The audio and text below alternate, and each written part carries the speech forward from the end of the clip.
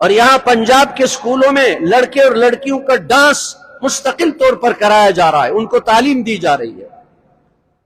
شرم نہیں آتی ان بے حیاؤں کو، بے غیرتوں کو؟ اور آج اپنے ملک کے مسلمانوں کے ساتھ کیا ہو رہا ہے؟ یہ جو طاقتور ہیں اپنے ملک کے مسلمانوں کے ساتھ کیا کر رہے ہیں؟ کسی کو گھر سے اٹھا دیا تو یا تو اس کی لاش ملتی ہے یا اس کو غائب کر دیا جاتا ہے، غائب کر دیا جاتا ہے۔ قابل احترام سامعین گرامی قدر، گزشتہ کئی جمعات سے مسلسل نبی کریم صلی اللہ علیہ وسلم کی سیرت کا بیان ہو رہا ہے۔ نبی کریم صلی اللہ علیہ وسلم کی سیرت کا ایک شعبہ وہ رسول اللہ صلی اللہ علیہ وسلم کے غزوات ہیں، جو جنگیں آپ نے لڑی ہیں اللہ کی رضا کے لیے،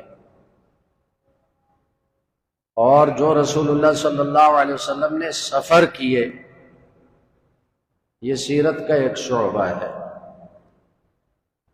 اسی میں سے ہے نبی کریم صلی اللہ علیہ وسلم کا سفر حجۃ الوداع، سفر حج۔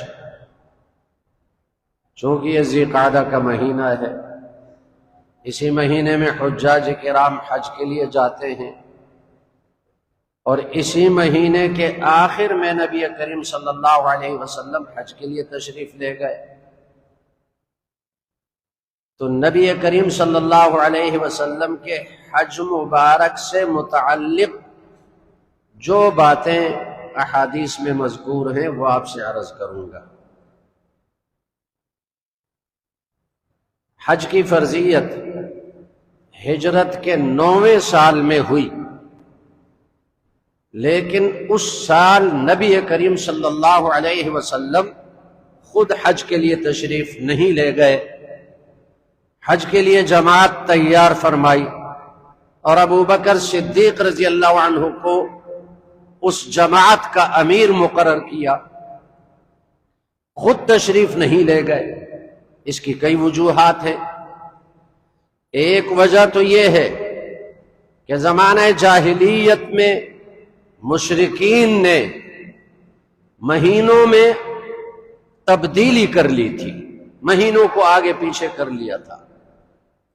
تو حج کا مہینہ ذو الحجہ کا مہینہ ہے، لیکن یقینی طور پر یہ طے نہیں تھا کہ اس سال حج ذو الحج کے مہینے میں ہوگا، اس لیے نبی کریم صلی اللہ علیہ وسلم خود نہیں گئے۔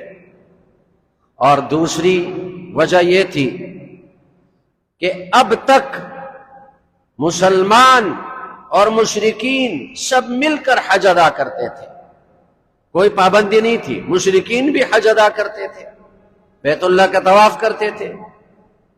تو ان کے ساتھ نبی کریم صلی اللہ علیہ وسلم نے حج کو مناسب نہیں سمجھا، اور ابو بکر صدیق رضی اللہ عنہ کو حکم دیا کہ وہاں جا کر اعلان کر دو میدان عرفات میں کہ آئندہ کے لیے کوئی مشرک بیت اللہ کا طواف نہیں کر سکتا، مسجد حرام کے اندر کوئی کافر اور مشرک نہیں آ سکتا، پابندی لگا دی۔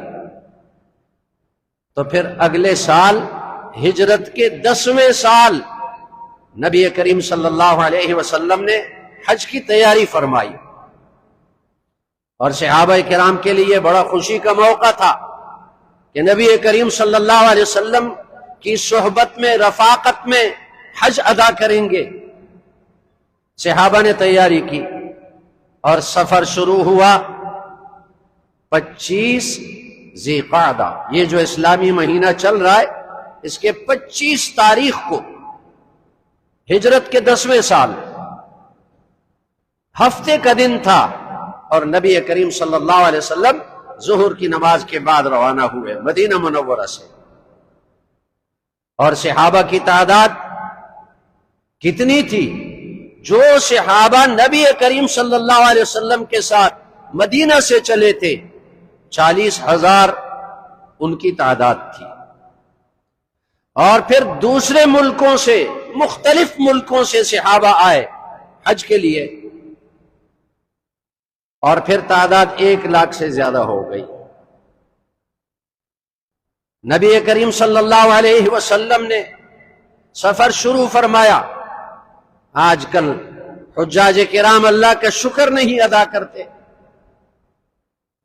4 گھنٹوں میں یہاں سے جدہ پہنچ جاتے ہیں. ایئرپورٹ میں انتظار کیا جاتا ہے، یہاں بھی وہاں بھی، لیکن گھر سے نکلتے وقت، گھر سے نکلنے سے لے کر بیت اللہ شریف تک پہنچنے پر زیادہ سے زیادہ 14-15 گھنٹے لگتے ہیں. اور نبی کریم صلی اللہ علیہ وسلم نے کتنا وقت لگایا؟ مدینہ سے مکہ تک جو سفر اس زمانے میں تھا، اونٹوں پر سفر تھا، 9 دن کا سفر تھا. 25 ذی القعدہ کو نبی کریم صلی اللہ علیہ وسلم روانہ ہوئے، اور دن کو سفر ہوتا، رات کا کچھ حصہ سفر ہوتا، کچھ حصہ آرام کر لیتے، اتر جاتے. اور ذوالحجہ کی 4 تاریخ کو دوپہر کے وقت مکہ مکرمہ پہنچے. یہ 9 دن کا سفر تھا. کتنی مشقتیں اٹھائی ہوں گی. حجاز مقدس کی ریت پر کوئی آدمی مغرب کے بعد بھی اپنا پیر نہیں رکھ سکتا، ننگے پاؤں نہیں چل سکتا، اتنی گرم ریت ہوتی ہے. اور پھر دن کو ریت کتنی گرم ہوگی. اور اوپر سے حجاز مقدس میں شعلے برساتی ہوئی دھوپ، شعلے برساتا ہوا سورج، اتنی شدید گرمی میں سفر کیا. اس سفر سے پہلے نبی کریم صلی اللہ علیہ وسلم نے حضرت علی رضی اللہ عنہ کو یمن کی طرف بھیجا، وہاں تعلیم کے لیے اور لوگوں سے زکوٰۃ وصول کرنے کے لیے. اور حضرت علی کو حکم دیا کہ وہاں سے 100 اونٹ لے کر آؤ. یہ نبی کریم صلی اللہ علیہ وسلم کا اپنا ذاتی مال تھا. 100 اونٹ وہ لائے گئے، جیسے حجاج کرام قربانی کرتے ہیں 10 ذی الحجہ کو. نبی کریم صلی اللہ علیہ وسلم نے ان 100 اونٹوں میں سے 63 اونٹ اپنے ہاتھ سے ذبح کیے، قربانی کی. اس لیے کہ آپ صلی اللہ علیہ وسلم کی عمر 63 سال تھی، گویا کہ ہر سال کے بدلے ایک قربانی کی، ایک اونٹ ذبح کیا. اور حدیث میں آتا ہے جب نبی کریم صلی اللہ علیہ وسلم نے چھری ہاتھ میں لی تو یہ اونٹ خود بھاگ کر آتے رہے نبی کریم صلی اللہ علیہ وسلم کے پاس، اور اونٹ بھی اس کو اپنے لیے اعزاز سمجھتے تھے کہ ہمارے گردن پر نبی کریم صلی اللہ علیہ وسلم کی چھری چلے گی، آپ اپنے دست مبارک سے ہمیں ذبح کریں گے. اونٹ دوڑتے ہوئے آ رہے تھے، اور باقی رہ گئے 37 اونٹ. تو ان میں سے 32 اونٹ حضرت علی کو حکم دیا تم ذبح کرو، اس لیے کہ حضرت علی رضی اللہ عنہ کی عمر اس وقت 32 سال تھی. 5 اونٹ رہ گئے، وہ کسی اور موقع پر حضرت علی رضی اللہ عنہ نے ذبح کیے، یعنی کچھ فاصلے کے وقت کے بعد ذبح کیے. باقی حج کے جو مناسک ہیں ان کی لمبی تفصیل ہے، اس تفصیل میں نہیں جانا چاہتا. وہ تفصیل ان کے لیے ہوتی ہے جو حج کا ارادہ رکھتے ہیں، جنہوں نے حج کے لیے داخلہ کیا اور حج کی منظوری ہوئی، ان کے لیے وہ تفصیل بیان کی جاتی ہے. میں یہاں عرض کروں گا کہ اس حج کے 4 نام ہیں جو نبی کریم صلی اللہ علیہ وسلم نے حج کیا. احادیث میں اس کے 4 نام آتے ہیں. پہلا نام آتا ہے حجۃ الاسلام. حجۃ الاسلام کا مطلب یہ کہ اسلام کے 5 بڑے بڑے ارکان ہیں، ان میں سے ایک رکن حج ہے. حج کے بغیر اسلام کی عمارت پوری نہیں ہوتی. تو نبی کریم صلی اللہ علیہ وسلم نے حج کی فرضیت کے بعد یہ حج کیا، تو یہ وہ حج تھا جو اسلام میں فرض ہے، اس لیے اس کا نام حجۃ الاسلام رکھا گیا. اور اس کا دوسرا نام حجۃ التمام، تمام کا معنی پورا ہونا۔ اس کی وجہ یہ ہے کہ اسی حج میں عرفات کے میدان میں 9 ذی الحجہ کو قرآن مجید کی آیت نازل ہوئی، الیوم اکملت لکم دینکم واتممت علیکم نعمتی ورضیت لکم الاسلام دینا۔ اللہ نے فرمایا آج کے دن میں نے تمہارا دین مکمل کر دیا، جتنے احکام نازل ہونے تھے وہ سارے نازل ہو گئے، دین مکمل ہو گیا۔ وَأَتْمَمْتُ عَلَيْكُمْ نِعْمَتِي، اور میں نے اپنی نعمت تم پر پوری کر دی۔ وَرَضِيتُ لَكُمُ الْإِسْلَامَ دِينًا، اور میں نے تمہارے لیے اسلام کو دین کے طور پر منتخب کیا، پسند کیا۔ اس کے بعد سے کوئی نیا حکم نازل نہیں ہوا۔ تو اس میں اللہ نے فرمایا اتممتو، میں نے دین کو، اپنی نعمت کو پورا کر دیا، اس لیے اس حج کا نام حجۃ التمام۔ اور تیسرا نام اس کا حجۃ الوداع، ودا کا معنی رخصت کرنا۔ اس حج کے موقع پر نبی کریم صلی اللہ علیہ وسلم نے صحابہ سے فرمایا لعلی لا القاکم بعد هذا فی هذا الموضع، شاید کہ آج کے بعد اس جگہ میری تم سے ملاقات نہ ہو سکے۔ اشارہ فرما دیا کہ اب زندگی مکمل ہو گئی، اب اللہ کے پاس جانا ہے۔ رخصت لے لی صحابہ سے، اس لیے حج کا نام حجۃ الوداع رکھا گیا۔ اور چوتھا نام اس کا حجۃ البلاغ، بلاغ کا معنی پہنچا دینا۔ یہ نام کیوں ہے؟ نبی کریم صلی اللہ علیہ وسلم نے صحابہ سے پوچھا، 1,00,000 سے زیادہ صحابہ کرام تھے، کہ کیا میں نے اللہ کا پیغام تم تک پہنچا دیا؟ سب نے عرض کیا آپ نے حق ادا کر دیا۔ تو رسول اللہ صلی اللہ علیہ وسلم نے فرمایا فَلْيُبَلِّغِ الشَّاهِدُ الْغَائِبُ، اب تمہاری ذمہ داری ہے کہ تم یہ پیغام پوری امت تک پہنچا دو۔ جن تک یہ پیغام پہنچا وہ اگلوں تک پہنچائیں گے، ان تک پہنچا تو ان اپنے بعد والوں تک پہنچائیں۔ اب یہ سب کی ذمہ داری بن گئی۔ یہ 4 نام ہیں اس کے۔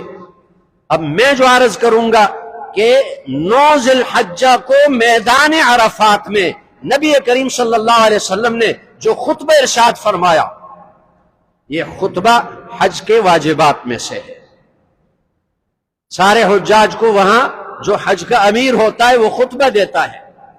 اس خطبے میں نبی کریم صلی اللہ علیہ وسلم نے پورے دین کا خلاصہ بیان فرمایا اور ضروری باتوں کی ہدایات دی امت کے لیے۔ سب سے پہلی ہدایت کیا ہے؟ سب سے پہلی بات اس خطبے کی، پہلی بات لعلی لا القاکم بعد عامی ھذا بھذا الموقف، شاید کہ اس جگہ پر آئندہ میں تم سے ملاقات نہ کر سکوں۔ اشارہ فرما دیا کہ دین مکمل ہو گیا، اب دین میں کسی اور چیز کی گنجائش نہیں، کسی اور چیز کو اپنی طرف سے ملانے کی گنجائش نہیں۔ رسول اللہ صلی اللہ علیہ وسلم نے اپنی وفات سے پہلے اعلان فرما دیا کہ دین مکمل ہو گیا۔ اب بعد میں جو لوگ اپنی طرف سے کسی کام کو اچھا سمجھ کر اس کو دین میں ملاتے ہیں، اس کو بدعت کہا جاتا ہے، اور وہ نبی کریم صلی اللہ علیہ وسلم نے فرمایا وہ بدعت رد کر دی جائے گی، اس کو قبول نہیں کیا جائے گا۔ اور بدعت کرنے والے کہتے ہیں کہ کون سی حدیث میں اس کام کو منع کیا گیا؟ اگر منع کیا گیا تو ہم نہیں کریں گے۔ یہ بے وقوف ہیں، احمق، پاگل۔ اگر یہ کام اچھا ہوتا تو رسول اللہ صلی اللہ علیہ وسلم نے کیوں نہیں کیا؟ دین مکمل ہوا۔ دوسری بات جو اس خطبے میں تھی، نبی کریم صلی اللہ علیہ وسلم نے فرمایا ان دماءکم واموالکم واعراضکم حرام علیکم کحرمت یومکم ھذا فی شہرکم ھذا فی بلدکم ھذا، فرمایا جس طرح آج کا دن حرمت والا ہے، یوم عرفہ تمام دنوں سے افضل آج کا دن حرمت والا ہے، اور یہ مہینہ بھی حرمت والا ہے، ذی الحجہ کا مہینہ 4 حرمت والے مہینوں میں سے ایک مہینہ ہے، اور یہ مقام میدان عرفات بھی حرمت والا مقام ہے۔ تو جیسے اس دن کی حرمت ہے، اس مہینے کی حرمت ہے، اس مقام کی حرمت ہے۔ فرمایا کہ مسلمانوں کے خون کی اور مال کی اور عزتوں کی حرمت اسی کے برابر ہے۔ کسی مسلمان کے لیے جائز نہیں کہ دوسرے مسلمان کا خون بہائے، کسی مسلمان کے لیے جائز نہیں دوسرے مسلمان کی عزت پہ حملہ کرے، اس کی گستاخی کرے، اس کی بے عزتی کرے۔ کسی مسلمان کے لیے جائز نہیں کہ دوسرے کا مال غصب کرے، بغیر حق کے دوسرے کا مال لے لے۔ جان بھی مسلمان کی احترام والی، مال بھی حرمت والا، عزت بھی حرمت والی۔ آج اس خطبے پر مسلمان عمل نہیں کر رہے، رسول اللہ صلی اللہ علیہ وسلم کے خطبے پر۔ عام مسلمان دوسروں کے عزتوں کے پیچھے لگے ہوئے ہیں، بدنام کرنے کے پیچھے لگے ہوئے ہیں کہ وہ مسلمان بدنام ہو جائے بس، اور مالوں کی تو کوئی پرواہ ہی نہیں کرتا، دھوکے سے اور دھوکے سے، خیانت سے دوسروں کا مال لے رہے ہیں۔ اور خون کی قدر و قیمت کیا ہے؟ آج جو حکمران ہیں، جو ادارے ہیں، لوگوں کے، مسلمانوں کا خون بہانے میں کوئی جھجک اور کوئی گھبراہٹ محسوس نہیں کرتے، تو عام لوگوں کا کیا کہنا ہوگا؟ تیسری بات فرمایا الا کل شیء من امر الجاہلیت تحت قدمی موضوع، زمانے جاہلیت کے جتنے برے کام تھے، جتنی برائیاں تھیں، آج میں نے اس کو ختم کر دیا، اپنے پیروں کے نیچے رون ڈالا۔ تو جاہلیت کو ختم کر دیا۔ لیکن آج کا مسلمان پھر جاہلیت کی طرف دوڑ رہا ہے۔ کیسے دوڑ رہا ہے؟ آج کا زمانہ جاہلیت کے زمانے کی طرح ہے۔ جاہلیت کے زمانے میں کھلے عام سودی کاروبار کرتے تھے، آج کا مسلمان سود کے طرف دوڑ رہا ہے، سود کو حرام نہیں سمجھتا۔ ایک رکن اسمبلی نے سود کے خلاف تقریر کی، ابھی موجودہ حکومت میں رکن اسمبلی نے سود کے خلاف تقریر کی، اور کسی عدالت کا حوالہ دیا کہ اس عدالت سود کے خلاف بل بن چکا تھا اسمبلی میں، لیکن اس عدالت نے اس بل کو ختم کر دیا۔ تو رکن اسمبلی نے سود کے خلاف تقریر کی، تو چیف جسٹس صاحب نے توہین عدالت کا نوٹس اس کو دیا کہ تو نے سود کے خلاف کیوں تقریر کی، عدالت کی توہین کی۔ جب چیف جسٹس ایسا ہو جائے تو پھر دوسروں کا کیا کہنا؟ یہ عدالت نہیں، یہ ضلالت ہے۔ سود کے بارے میں اللہ نے فرمایا کہ اگر سودی کاروبار سے رکتے نہیں تو اعلان سنو، اللہ اور اس کے رسول کی طرف سے جنگ کا اعلان ہے۔ اور جب اللہ اور اس کی رسول کی طرف سے جنگ کا اعلان ہوا تو پھر کوئی ملک کامیاب ہو سکتا ہے؟ 75 سال پاکستان کے ہوئے، اب تک مقروض ہے IMF کا، اربوں خربوں ڈالر کا، اور مہنگائی۔ اور یہ افغانستان 3-4 سال اس کے ہوئے آزاد ہوئے، کسی بھی ملک کا اس پہ قرضہ نہیں ہے، اور افغانستان کا 1 روپیہ اور پاکستان کے 3.5 روپے، کیا ترقی کی؟ یہ سب سود کی وجہ سے۔ تو جاہلیت کی طرف دوڑ رہے۔ بے حیائی جاہلیت کا شعار تھا، آج مسلمان بے حیائی میں لگے ہوئے ہیں، جاہلیت نہیں ہے۔ قتل و غارت گری جاہلیت کا طریقہ تھا، آج مسلمان قتل و غارت گری میں لگے ہوئے ہیں۔ دوسروں کی عزتیں اچھالنا جاہلیت کا طریقہ تھا، آج مسلمان اسی میں لگے ہوئے ہیں۔ حقوق کی پامالی جاہلیت کا طریقہ تھا، آج مسلمان اسی میں لگے ہوئے ہیں۔ اور نبی کریم صلی اللہ علیہ وسلم نے اعلان فرمایا میدان عرفات میں کہ جاہلیت کے جتنے کام ہیں میں نے اپنے پیروں کے نیچے رون ڈالے۔ چوتھی بات، سود کے بارے میں خاص طور پر فرمایا نبی کریم صلی اللہ علیہ وسلم نے ان کل ربا موضوع، جتنے سودی کاروبار تھے جاہلیت کے زمانے میں وہ ختم ہو گئے۔ اگر کسی کا سودی قرضہ ہے کسی پر، وہ نہیں مانگ سکتا، اور ابتدا اپنے گھر سے کی۔ فرمائے میرے چچا عباس کا لاکھوں روپیہ سودی قرضہ تھا لوگوں پر، میں نے اس کو ختم کر دیا، اب وہ نہیں لے سکتا اپنا قرضہ۔ سب سے پہلے اپنے گھر سے ابتدا کی کہ عباس اپنا سودی قرضہ نہیں لے سکتا۔ پانچویں بات، زمانے جاہلیت میں جس نے کسی کا خون بہایا، چونکہ وہ زمانہ قتل و غارت گری کا تھا، اس کا خون میں نے ختم کر دیا، اب وہ اپنا بدلہ نہیں لے سکتا۔ اگر اسلام سے قبل کسی ایک نے دوسرے کو قتل کیا، مقتول کے وارث اب اپنا بدلہ نہیں لے سکتے، اس لیے کہ اگر بدلہ لینا شروع کر دیں تو ایک خون ریزی ہوگی اور ہر ایک اپنا بدلہ لینا چاہے گا، اور ابتدا اپنی ذات سے کی۔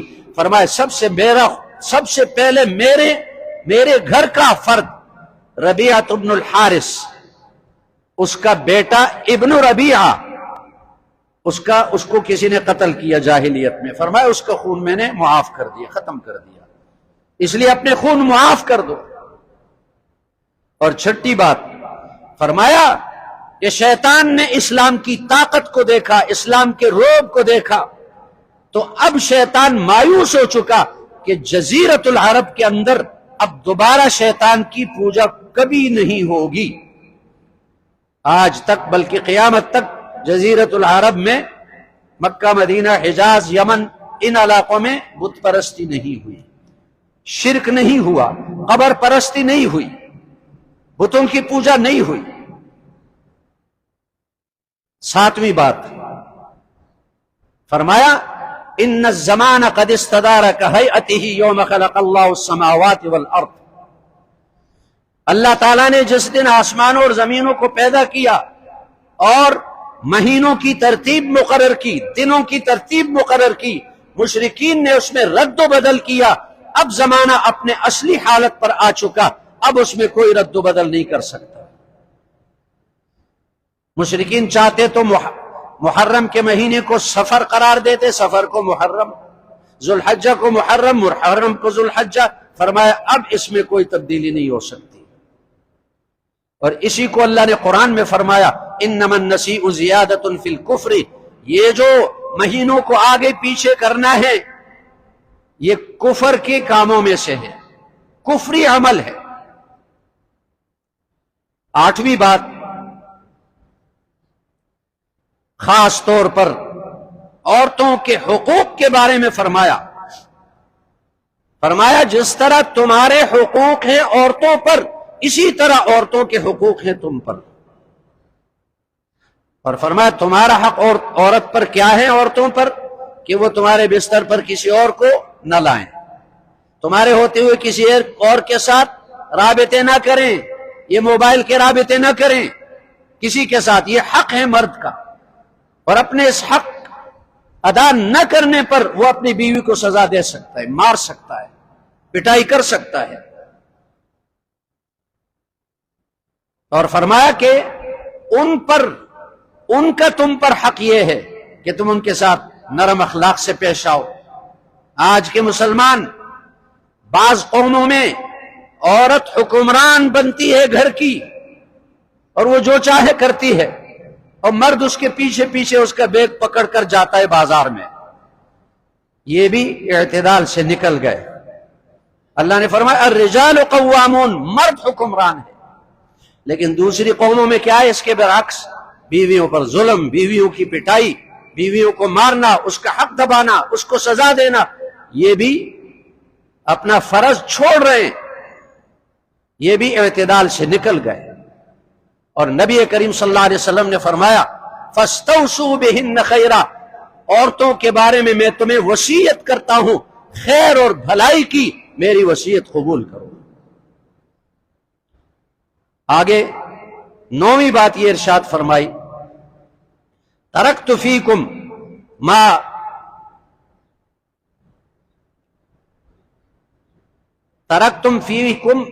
ان عملتم به فلن تضلوا بعدہ، کتاب اللہ و سنتی۔